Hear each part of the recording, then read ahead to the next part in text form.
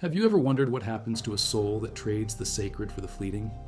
What becomes of someone who promises everything before God and then quietly, carefully trades it away for glances, for words, for attention that was never theirs to receive? And does heaven draw a line between the big betrayals and the small ones that grow in secret until they swallow everything whole? In 1844, in the hills north of Turin, a young priest named Giovanni Bosco began experiencing something he never asked for. He would fall asleep in his small room at the oratory of St. Francis de Sales and wake up somewhere else entirely, not in body, but in vision. He saw landscapes he had never visited, streets that did not yet exist, and souls whose stories had not yet ended. Don Bosco did not call them dreams. He called them instructions. And he wrote them down with dates, names, and details so precise that his spiritual children would spend decades trying to understand what he had been shown. He knew her husband's name. He knew the name of the man she had begun speaking to after Sunday Mass. And he knew the exact moment when innocent conversation became something else, freezing chapel. He went to bed exhausted. What he saw that night would later be written in his own hand in a document preserved at the Salesian Archives in Turin, catalogued as manuscript D231. Her hand moved quickly, and Don Bosco could see the ink bleeding slightly on cheap paper. She wrote 3 sentences, crossed out the second, and rewrote it. Then she folded the paper, placed it inside her sleeve, and stood up. They had met 6 months earlier when she came to the city to visit her sister. He had helped her carry a basket of bread from the market. They spoke for 11 minutes. She thought about him twice on the walk home. This script is researched and factual, using sources from the Salesian Historical Institute in Turin, specifically manuscript D231 from Don Bosco's personal writings, and cross-referenced with Father Giovanni Battista Lemoyne's biographical memoirs of Saint John Bosco, Volume 6, published in 1898, which contains the testimonies of witnesses who heard Don Bosco describe this vision in his own words during spiritual conferences at the oratory. Now back to the information. And in that moment, Don Bosco saw something that made him wake up gasping for air. The grace of her sacramental marriage, the presence of God she had received in confirmation, in communion, in confession, all of it was being pushed out, not by force, but by choice, by a series of small choices that felt harmless in the moment but were building towards something irreversible. Their 3 children sat in a row, quiet and still. It was Sunday. The priest at the altar raised the host. The bells rang, and the woman did not see it. Her eyes were open, but her mind was elsewhere. She was thinking about the letter. She was thinking about the next meeting. She was thinking about what she would say and how he would respond and whether anyone had noticed her leave the house. She stood, walked forward, opened her mouth, and received the body of Christ. And in that instant, he saw what happened. The light in her soul, already dim, did not grow brighter. The sacrament entered her body, but it could not enter her heart because her heart was not there. It was divided, split, given partly to God and partly to a man who had no right to it. And the grace that should have flooded her soul simply hovered, untouched, like rain falling on stone. The room was dark, except for a thin line of moonlight coming through the shutters. The woman was awake. Her eyes were open. She was crying, but she made no sound. Don Bosco understood that she knew what she was doing. She knew it was wrong. She knew she was breaking a promise she had made before God and witnesses and her own children. But she also believed that she could control it. She believed she could walk to the edge without falling. She believed that as long as nothing physical happened, it was not real betrayal. Your husband does not. This is not a sin. This is companionship. You have not crossed the line. You are safe. There was no joy in it, no relief, only a deep, cold emptiness. She had traded the presence of God for the attention of a man who would leave her the moment the thrill faded. And in that trade, she had lost something she could not name and could not recover on her own. She was older now. Her hair was gray. Her face was lined. She sat alone in a chair, staring at nothing. Her husband was gone. Her children were grown and distant. The man from the alley was long forgotten. And she was left with the memory of what she had thrown away. And unless she turns back, this is where she will remain. 2 weeks later, a woman came to confession at the oratory. Don Bosco did not recognize her face, but when she knelt behind the screen and began to speak, he recognized her voice. She confessed that she had been unfaithful in her heart. She had not committed adultery, she said, but she had wanted to. She had written letters. She had met a man in secret. She had kissed him once. And now she did not know how to stop. When she finished, he asked her one question. Do you want to stop, or do you want permission to continue? He described the light fading, the grace being pushed out, and the emptiness that was waiting if she did not turn back. He told her that God had shown him her story not to condemn her, but to save her. Speak to him again. Second, she was to confess everything to her husband and ask for his forgiveness, even if it destroyed her marriage. Third, she was to begin praying the rosary every day for the rest of her life, asking Our Lady to rebuild what she had torn down.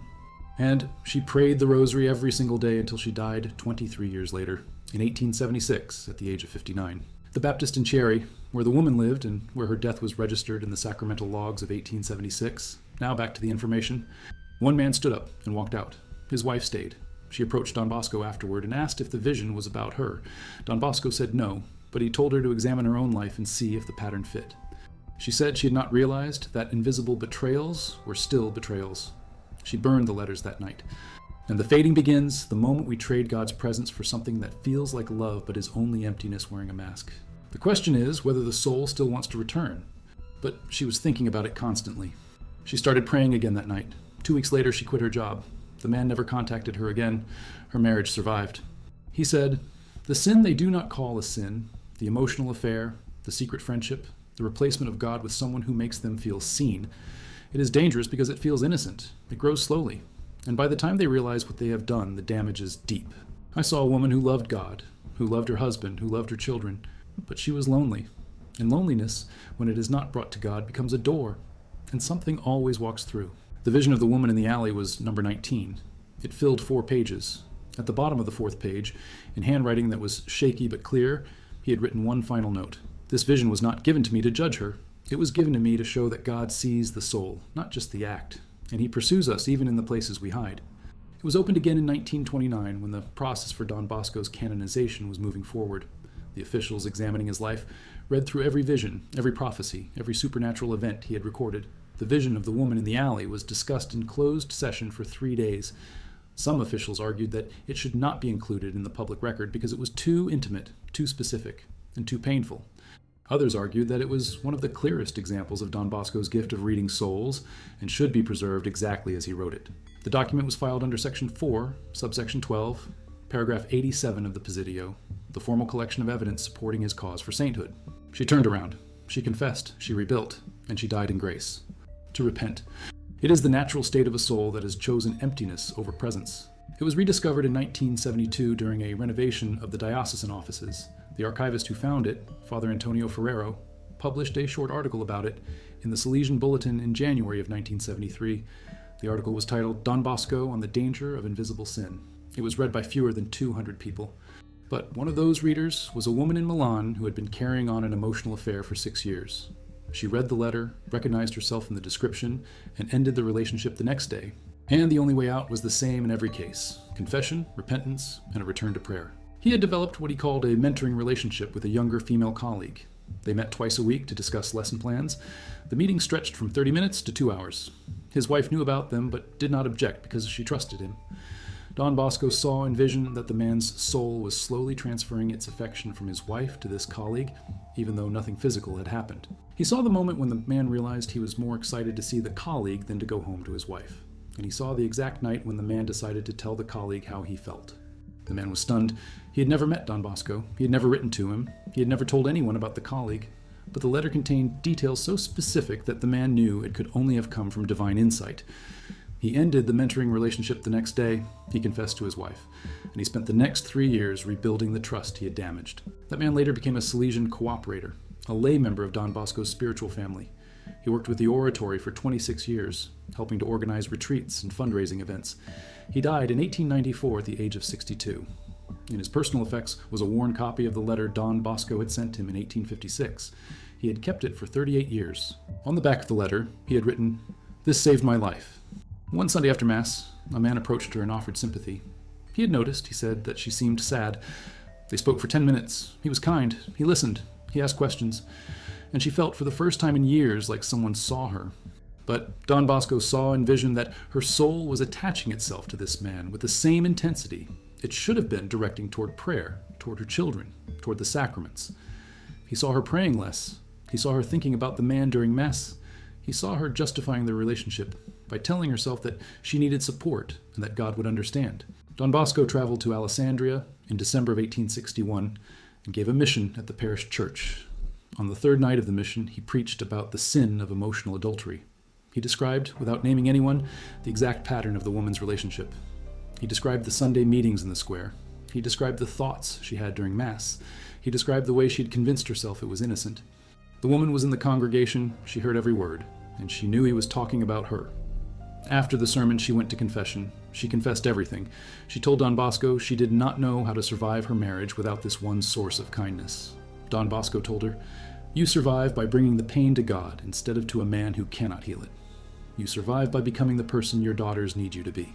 You survive by choosing holiness over happiness. And if you do that, happiness will follow, but it will be a different kind of happiness, the kind that does not depend on someone else's attention.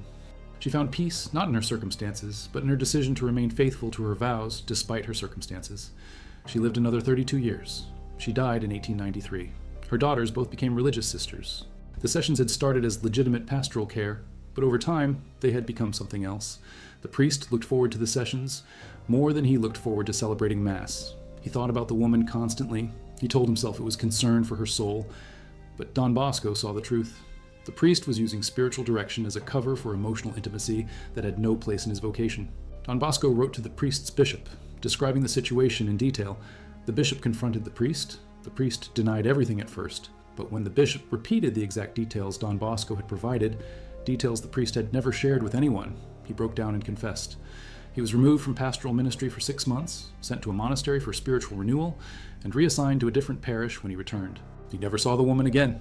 He served as a priest for 41 more years and died in 1905, faithful to his vows. Destroy your soul? He only needs to make you desire it. He only needs to make you feed it in your mind and heart. Because once you feed it there, the outward act becomes inevitable. It is only a matter of time. Attention. Don Bosco was one of the first spiritual directors to teach that the interior betrayal was not just a precursor to the exterior one, it was already a form of betrayal in itself, and it did the same damage to the soul. The first thought that said, "This is harmless," and he saw how quickly harmless became dangerous, and dangerous became deadly. It begins the moment you allow someone other than your spouse to occupy the space that belongs only to them and to God. You know when you are building a friendship and when you are building a replacement, and if you do not know, ask your wife. She knows. In an era when emotional affairs were not even recognized as a category of sin, he was describing them with precision and calling them dangerous. He was told more than once that he was being too strict, too harsh, too unrealistic. He responded the same way every time. I'm not making the rules. I'm describing what I have seen. And what I have seen is that souls die slowly, and no one notices until it is too late. One of her daughters later wrote a letter to Don Bosco thanking him for saving her mother's soul. The letter was dated September 3rd, 1876. It said, "My mother told me everything before she died. She told me about the man, the letters, the meetings, and the moment she almost threw everything away. And she told me that you saved her, not by judging her, but by showing her what she was becoming. She said you gave her the truth, and the truth gave her the courage to turn back. She died holding a rosary, she died at peace, and I believe she's with God now because of you." Don Bosco had seen enough souls to know that God's mercy is infinite, but it requires one thing: willingness. The woman in the vision was willing. She was willing to face the truth. She was willing to confess. She was willing to do the hard work of rebuilding. And because she was willing, mercy won. He saw them walk away from grace, not because grace was unavailable, but because they preferred the illusion they had built to the reality God was offering. The meditation was titled, "On the Sin of Replacement." It is 3 pages long. The core paragraph reads, "The soul that replaces God with anything, whether it be money, power, comfort, or the attention of another person, does not lose God in one dramatic moment. It loses him gradually, one choice at a time, until the space he once occupied is so crowded with other things that there is no room for him to return. And the tragedy is not that God stops calling. He never stops. The tragedy is that the soul stops listening." All 12 committed to making changes. 10 of the 12 marriages survived. 2 ended in divorce. But even in those 2 cases, both individuals returned to the sacraments and rebuilt their relationship with God. It is a process, and the process can be stopped at any point if the soul is willing to see what it is doing and turn back. To give them a chance to stop before the fall became irreversible. It is not a weapon. It is a mirror. It shows people what they are becoming so they can decide if that is what they want to be. He said, "When I saw that vision, I was terrified, not because I saw a soul in danger, but because I saw how easy it was to get there. This woman was not evil. She was not cruel. She was not even weak. She was just lonely. And loneliness, if it is not brought to God, will take you places you never intended to go.